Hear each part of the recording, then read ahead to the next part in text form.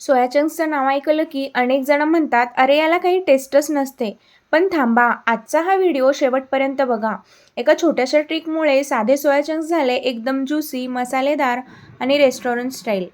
जेव्हा हे गरमागरम सॉसमध्ये मिक्स झाले, तेव्हा त्याचा रंग, सुगंध आणि टेक्स्चर पाहूनच भूक दुप्पट झाली.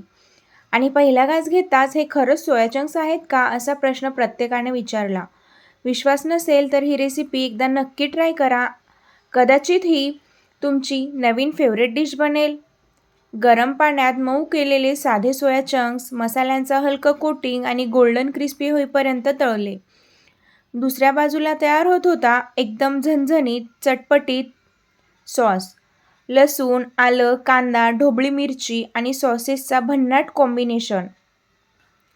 जेव्हा ते कुरकुरीत सोया चंक्स त्या सॉसमध्ये मिसळले, तेव्हाच कळलं आजची डिश काहीतरी स्पेशल होणार आहे.